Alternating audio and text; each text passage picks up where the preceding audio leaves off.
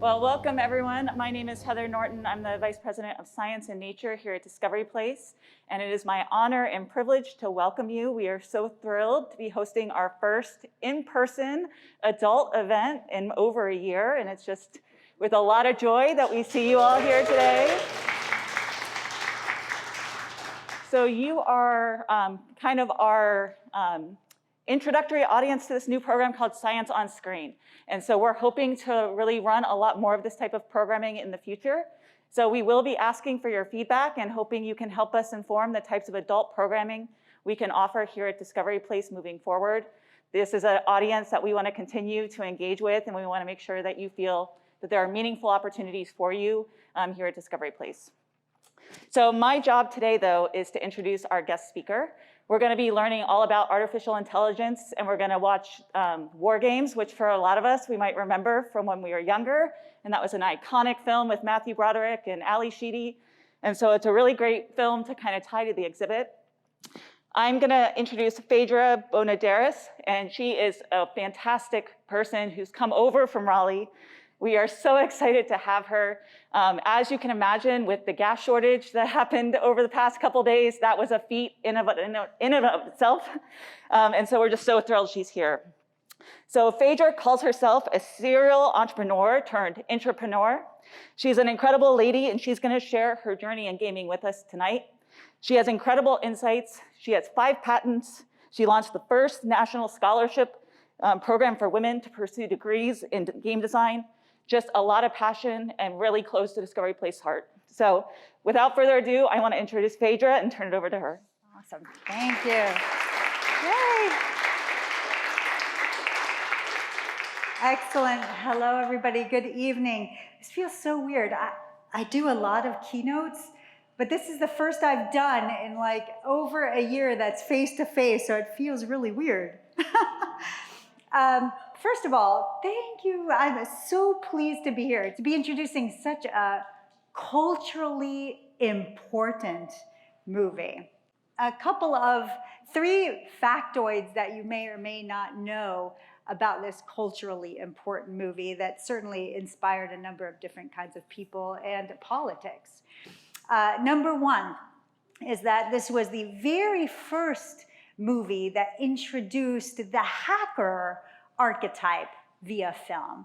The very first, and in fact, it inspired swaths of people into the career of computer science, but also into hacking. Second, this is the first movie that introduced the idea of an AI that could potentially kick off World War III. And this was about a year before Terminator.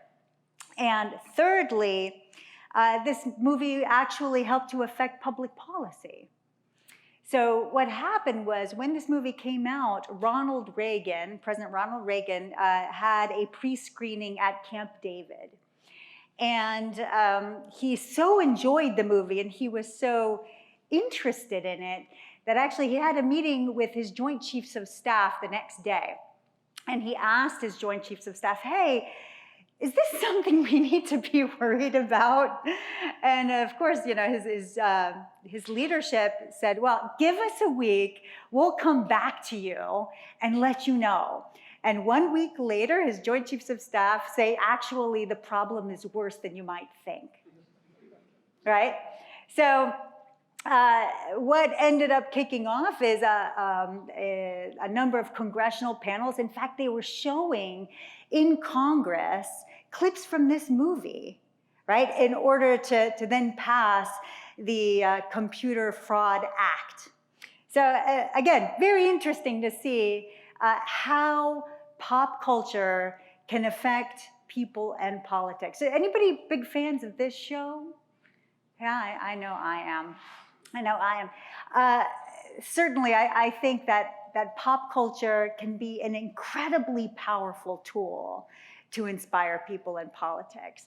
And in fact, if you haven't seen the exhibit about AI, I highly recommend that you take a look. I wanted to do a little quiz to see if you might shout out movie titles that depict the things on this screen. So AI as Overlord, shout out some names. Okay. AI is bad. Type 1. Okay, open the doors. AI is neutral. Okay. And AI is good? Okay, passenger. All right. It's interesting, right? To think how pop culture influences us. And in fact, if you think about this movie and sort of its use of games, and in fact serious games, as it's telling the story of this artificial intelligence called Joshua, games have been really used to evolve artificial intelligence, right? If you think about IBM's AI that had been used to play against the Grand Chess Masters back in the day, to IBM's Watson playing in winning in Jeopardy, to AlphaGo and DeepMind, right? Playing the game Go and being able to win. So evolving over time using games. So my backstory is that I too grew up in a family where my sister and I were always encouraged to play around with computers, and we gravitated towards games naturally. Not just playing them, but designing them ourselves. And then I ended up pursuing a career outside of games for entertainment into the realm of serious games, which is when you use video games to do something other than just entertainment. Because games, if you think about it, can be incredibly adept at explaining complex systems. So I'm going to be showing you some examples of these serious games that are being used around the military. Then pursued some very interesting projects with respect to the intersection of play and AI and education. And I'm currently working at IBM as our Trust in AI practice leader, meaning we're helping customers be better stewards, responsible stewards of artificial intelligence, which is exactly why when I was invited to present to you today about the movie War Games, I said, absolutely yes, because it ties in games, serious games, and of course, responsible AI.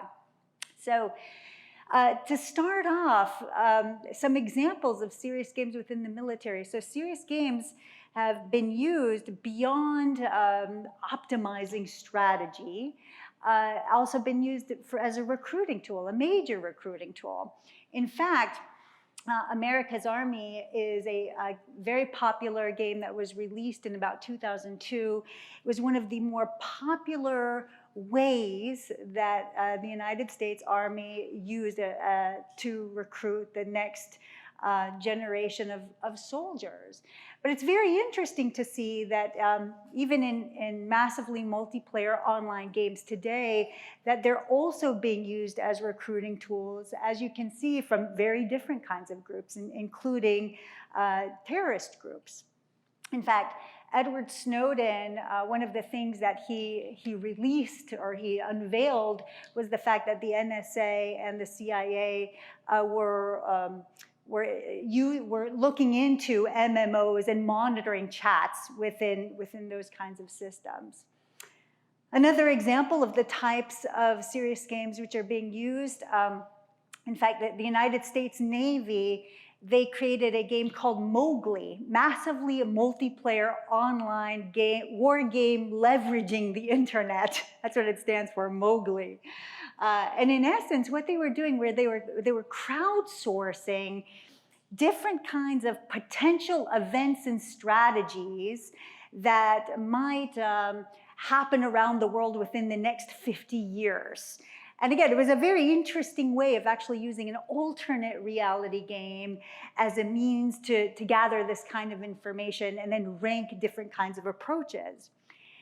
These pictures here on the right actually show a type of game, a multiplayer real-time strategy game that is being used or was being used for strategic execution and tactical operations. So imagine a multiplayer real-time strategy game where you can jump around time as a means to best your opponent. So I could move backwards in time, change something I'm doing, change a process or a decision that I make, and have that timeline propagate to other people's present. So if you remember the movie Back to the Future. You guys remember that? The scene where McFly is holding a Polaroid picture, and because of something he did in the past, his image is starting to fade. The game engine works in the same way.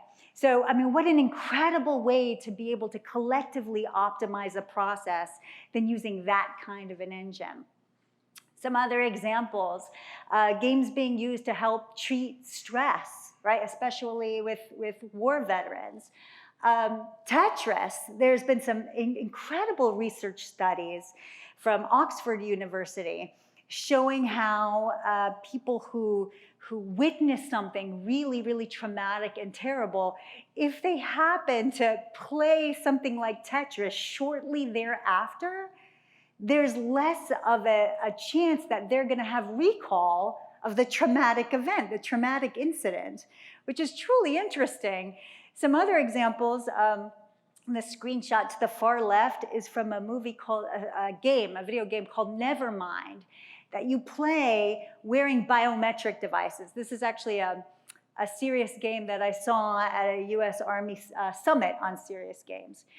And basically, it's a horror game, right? That you can, again, you play it and you're wearing these devices that are monitoring your heart rate. And if you can't keep your heart rate low enough, the game gets scarier. So it's actually training you to manage your stress while you're playing games. Same thing with this one. This screenshot in the middle, it was actually for medical students that were being trained to do triage for the military.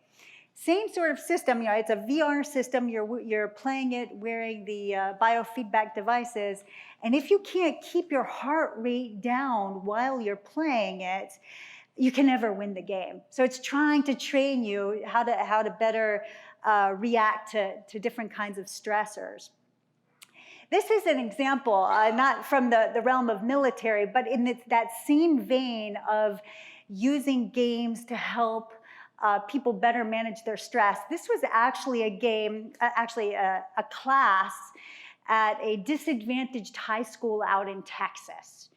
And the kids were asked to create a smart toy using an old toy that solved a problem within their community. So you guys remember Hungry Hungry Hippos? Yeah, you're pressing the lever and you're getting your hippo to eat the marbles, right? And so these kids found old Hungry Hungry Hippos, bought a used brainwave monitoring device off of eBay and hooked Arduinos up to the hippos, such that without your hands, the only way you can get your hippos to eat the marbles is by going into a semi-meditative state, right? So you have to like change your brainwave patterns, calm yourself down enough so that the hippos will start eating the marbles. And I asked these kids, I'm like, what are you doing with this game? And they look at me like I've asked the stupidest question on the planet. They said, we're training Jedi, right? Which makes complete sense, right? And then I asked them, so where are you play testing this new smart toy? And they said, to kids going through chemotherapy at the Dell Children's Hospital out in Austin, which is such an amazing story. This actually came out this past month. Do you guys remember ping pong diplomacy? Have you heard of that with the Nixon era? So now they've evolved this, the State Department, to now include video game diplomacy. So there's a significant amount of grant money that's been put aside for this, where, you know, beyond having different countries participate in esports leagues, they're actually working with a group called Games for Change, such that students from the United States, the United Arab Emirates, Israel, and Bahrain are all collectively creating serious games for good using the Unity gaming engine and the Unreal gaming engine to solve problems within their community. So again, super cool project. So now really quickly, I want to touch on the subject of artificial intelligence and some just very salient points as you watch this movie and you think about the AI named Joshua, right? So today, you know, different from the 80s where this War Games was depicted, right? Today, AI is making very, very salient, important decisions that directly affect your life, whether you know it or not, right? What university you get into, what the percentage interest rate is on your loan, whether you got the job that you applied for. And some of the things that keep me up at night are the fact that either A, people may not know that an AI is making a decision, right, that could affect them, or B, they think that even if they do know, because it's an artificial intelligence, they don't need to worry about the decision being made by it, because it's not a person. So how could it possibly be racist? How could it possibly be sexist, right?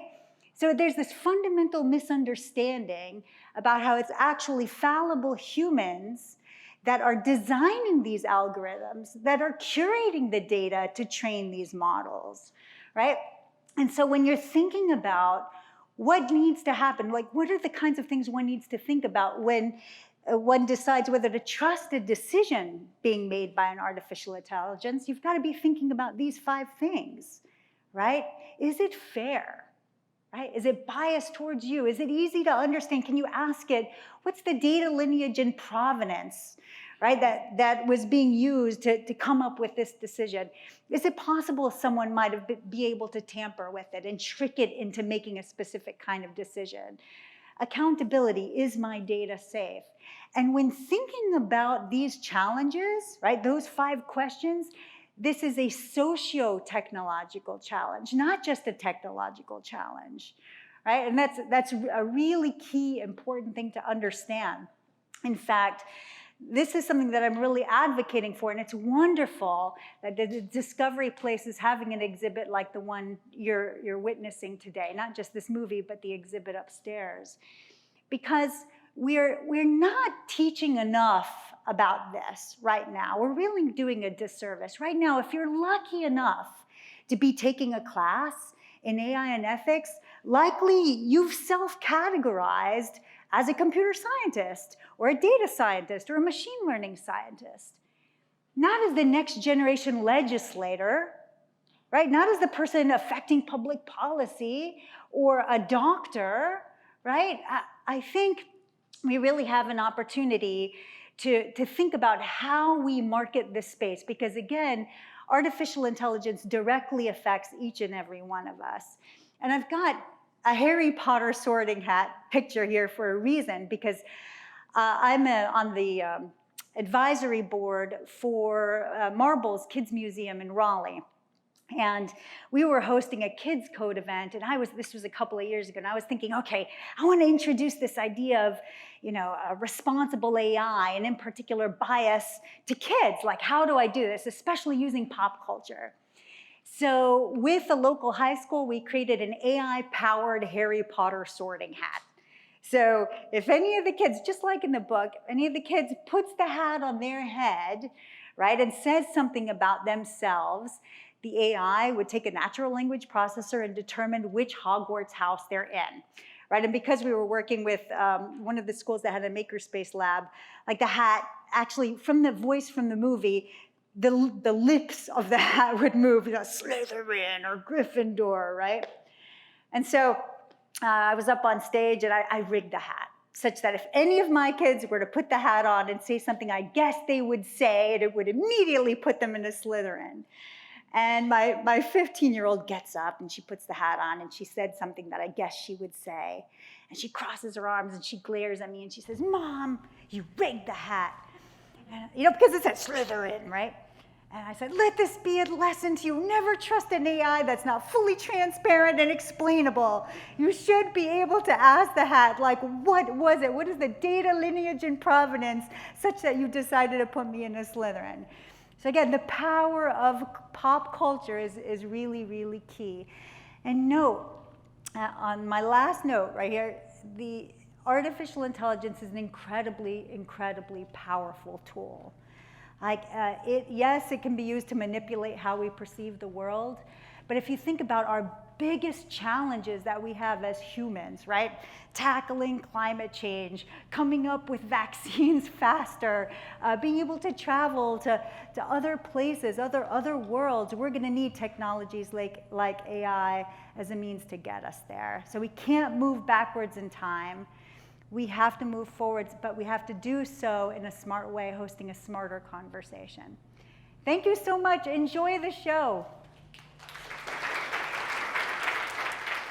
Shall we play a game?